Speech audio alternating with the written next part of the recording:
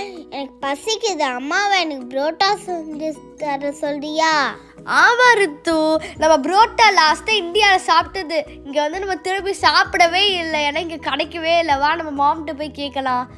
Mummy mummy mummy mummy எங்களுக்கு புரோட்டா செஞ்சு தரீங்களா? I want parotta, I want parotta, I want parotta, I want parotta. Parotta என்ன செஞ்சிடலாம். ஓகே ஃப்ரெண்ட்ஸ், இப்போ வந்து இன்றைக்கி வீட் பரோட்டா தான் செய்ய போகிறோம். ஸோ அதுக்கு வந்து நான் வந்து ஒரு 3 கப்ஸ் வந்து வீட் ஃப்ளோர் எடுத்துக்கிறேன். இது அப்ராக்சிமேட்டாக பார்த்திங்கன்னா ஒரு 150 கிராம்ஸ் வந்து கோதுமை மாவு எடுத்துக்கிறேன். அதுக்கு தேவையான சால்ட் ஆட் பண்ணிக்கிறேன். ஆட் பண்ணிவிட்டு நல்லா மிக்ஸ் பண்ணிக்கலாம். அப்புறம் தண்ணி வந்து பார்த்திங்கன்னா கொஞ்சம் கொஞ்சமாக ஆட் பண்ணிவிட்டு நம்ம வந்து மிக்ஸ் பண்ணணும். நம்ம கிட்டத்தட்ட ஒரு சப்பாத்திக்கு நம்ம மாவு ரெடி பண்ணுவோம் இல்லையா, அந்த கன்சிஸ்டண்ட்டில் வந்து நம்ம மாவு பிணைஞ்சிக்கலாம். ஸோ நமக்கு இப்போ டஃப் வந்து ரெடி ஆயிடுச்சு மாவு. ஸோ இப்போ வந்து இதை வந்து நீங்கள் நல்லா வந்து எவ்வளோ தூரம் உங்களால் சாஃப்டாக பண்ண முடியுமோ அந்த அளவுக்கு நல்லா சாஃப்டாக பிணைஞ்சிருங்க. கிட்டத்தட்ட ஒரு 30 மினிட்ஸ் ஆகும் நல்லா சாஃப்டாக ஆகிறதுக்கு. 20 to 30 மினிட்ஸ் ஆகும். நீங்கள் அது வந்து பண்ணுறதை பொறுத்து இருக்குது.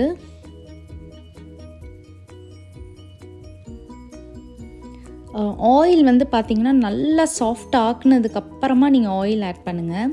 ஒரு 3 டீஸ்பூன்ஸ் அளவுக்கு ஆயில் ஆட் பண்ணிவிட்டு அதுக்கப்புறம் நல்லா அதுக்கப்புறம் திருப்பியும் நல்லா அதை நல்லா வந்து ஆயில் மிக்ஸ் ஆகிற அளவுக்கு நல்லா பிணைஞ்சிக்கணும்.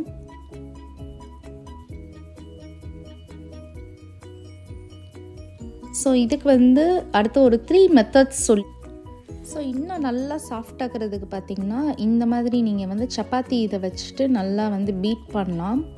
அப்புறம் இந்த மாதிரியும் நீங்கள் பீட் பண்ணலாம். இது எல்லாமே வந்து சாஃப்ட் ஆகிறதுக்குரிய மெத்தட்ஸ் தான். அப்புறம் இந்த மாதிரி நல்லா டேப் பண்ணிங்கன்னா உங்களுக்கு வந்து நல்லா சாஃப்ட் ஆயிரும்.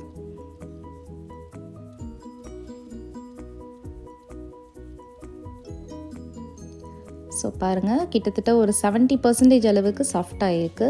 ஸோ இப்போ வந்து நம்ம ஒரு அகைன் ஒரு 3 டீஸ்பூன்ஸ் ஆயில் ஆட் பண்ணிவிட்டு இப்போ நம்ம வந்து நல்லா மிக்ஸ் பண்ணணும். ஸோ மிக்ஸ் பண்ணிவிட்டு இந்த மாதிரி ஒரு ராட் மாதிரி ஆக்கிக்கோங்க. அந்த டஃப்பை வந்து நல்லா ராடாக ஆக்கிட்டு எனக்கு வந்து பார்த்திங்கன்னா ஒரு 8 போர்ஷன்ஸை வந்து நான் பிரிச்சுக்கிட்டேன். எனக்கு வந்து ஒரு 8 பரோட்டாஸ் வந்து கிடச்சிது 150 கிராம்ஸ் மாவில். ஸோ இந்த மாதிரி 8 போர்ஷனாக வந்து ஒரு நைஃப் வச்சு கட் பண்ணி வச்சுட்டு இப்போ வந்து ஒரு 2 ஹவர்ஸ் வந்து நல்லா ஆயில் அகைன் ஆட் பண்ணிவிட்டு நல்லா ஒரு 2 ஹவர்ஸ் வந்து காற்று ஏர் வந்து உள்ளே போகாத அளவுக்கு ஒரு டிஷ்யூ பேப்பரோ இல்லை ஏதோ ஒரு டவல் வச்சு இல்லை ஒரு காட்டன் கிளாத் வச்சு ஊற வச்சுருங்க. 2 ஹவர்ஸ் கழித்து நீங்கள் எடுத்து பார்த்தீங்கன்னா நல்லா சாஃப்டாக இருக்கும். ஸோ இந்த மாதிரி வரப்போ நம்ம இந்த மாதிரி ஒரு ஸ்ட்ரக்சருக்கு மாற்றணும். ஸோ இதை வந்து நான் இப்போ ஒரு சப்பாத்தி ரோலர் வச்சு நல்லா ஒரு தின் லேயராக வந்து மாற்ற போகிறேன். ஸோ உங்களுக்கு அப்பப்போ ஒரு கட் ஆகிற மாதிரி உங்களுக்கு ஒரு ஃபீல் இருந்ததுன்னா நீங்கள் ஆயில் வந்து நல்லா அப்ளை பண்ணிவிட்டு நீங்கள் ரோல் பண்ணிங்கன்னா உங்களுக்கு அது கட் ஆகாது. ஸோ இந்த மாதிரி எவ்வளோ தூரம் மேக்ஸிமம் உங்களால் ஒரு தின் லேயரை மாற்ற முடியுமோ அந்த மாதிரி மாற்றிடுங்க.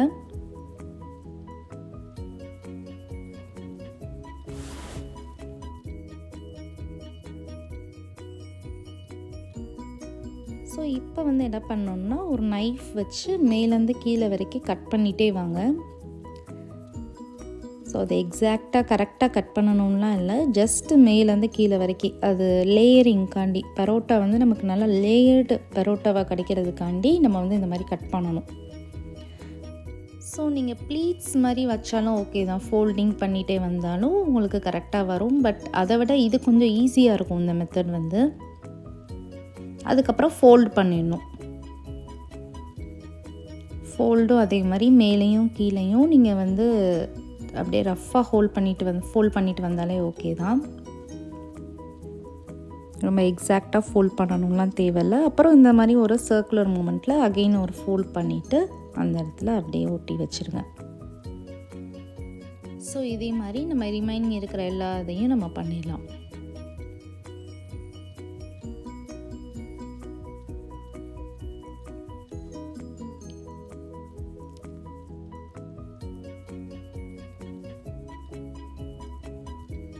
ஸோ இந்த மாதிரி நம்ம நைஃப்பில் கட் பண்ணி பண்ணுறது வந்து உங்களுக்கு நல்ல லேயரிங் பரோட்டா வந்து கிடைக்கும்.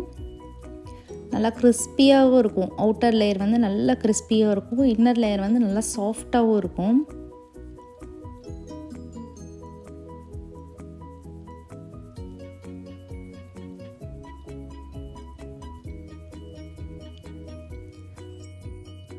ஸோ இதுக்கு வந்து பார்த்திங்கன்னா சைட் டிஷ்ஷாக வந்து நம்ம சேனல்லே பிளாக் பெப்பர் சிக்கன் குழம்பு இருக்குது, அப்புறம் மட்டன் குழம்பு இருக்குது, அதுக்கப்புறம் வந்து பார்த்திங்கன்னா மஷ்ரூம் பட்டர் மசாலா இருக்குது. ஸோ இது எல்லாமே நமக்கு வந்து இதுக்கு சைட் டிஷ்ஷாக வச்சு சாப்பிட்றப்போ ரொம்பவே சூப்பராக இருக்கும். ஸோ இந்த வீடியோஸோட லிங்க்கெல்லாம் டிஸ்கிரிப்ஷனில் கொடுக்குறேன், கண்டிப்பாக போய் செக் பண்ணி பாருங்கள் அந்த வீடியோஸ் பார்க்காதவங்க.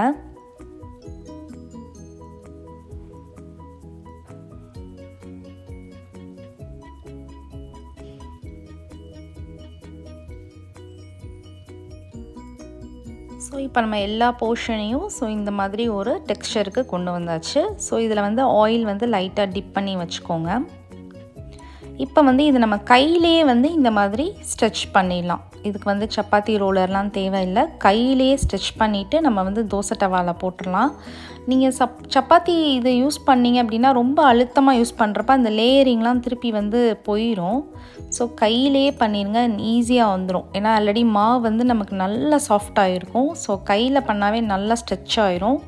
ஸோ அந்த லேயரும் பாருங்கள் அதே மாதிரியே இருக்குது. ஸோ தோசை டவாவில் போட்டுட்டு மீடியம் ஃப்ளேம்லேயே குக் பண்ணுங்கள். ஹை ஃப்ளேமில் வச்சிங்கன்னா வெளியெல்லாம் கருக ஆரம்பிச்சிடும், உள்ளே வந்து வேகாமல் இருக்கும். ஸோ மீடியம் ஃப்ளேம்லேயே வச்சுட்டு ஆயில் ஆட் பண்ணி குக் பண்ணுங்கள். ஸோ நான் எல்லா இதுவுமே இந்த மாதிரி கையிலே தான் ஸ்ட்ரெச் பண்ணேன். ஸோ தட் எனக்கு நல்லா ரெஸ்டாரண்ட்டில் நம்ம பரோட்டா சாப்பிட்ற மாதிரியே இருந்தது.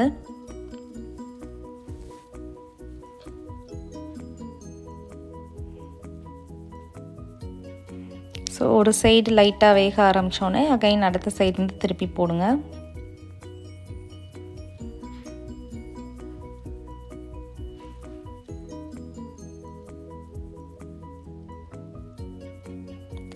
ஆயில் கொஞ்சம் நிறையா இது பண்ணி சாப்பிட்றவங்க நீங்கள் நிறையா கூட ஆட் பண்ணிக்கலாம். பட் ஆனால் நான் நார்மலாக ஆட் பண்ணேன், அதுவுமே ரொம்ப நல்லா இருந்தது.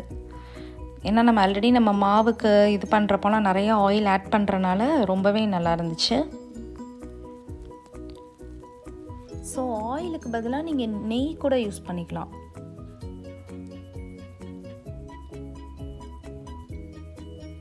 சூப்பராக வருது, கையில் பண்ணாலே அழகாக வந்துடுச்சு. ஸோ இப்போ ஓரளவுக்கு வேக ஆரம்பிச்சிடுச்சு. நான் திருப்பி அகைன் இன்னொரு சைடு போடுறேன். ஸோ இப்போ இந்த மாதிரி டேப் பண்ணிக்கோங்க. நல்லா கிறிஸ்பியான லேயர்ட் பரோட்டா, வீட் பரோட்டா ரெடி ஆயிடுச்சு. நான் வந்து இன்றைக்கி மட்டன் குழம்பு வச்சு தான் சர்வ் பண்ணியிருக்கிறேன். ஸோ செம எம்மியாக இருந்தது. ஸோ கண்டிப்பாக உங்கள் வீட்லேயும் அதை ட்ரை பண்ணி பாருங்கள். இந்த வீடியோ பிடிச்சிருந்ததுன்னா லைக் பண்ணுங்கள், ஷேர் பண்ணுங்கள், நம்ம சேனலை சப்ஸ்கிரைப் பண்ணுங்கள். இன்னொரு பெஸ்ட் ரெசிபியில் மீட் பண்ணுறேன். Bye friends.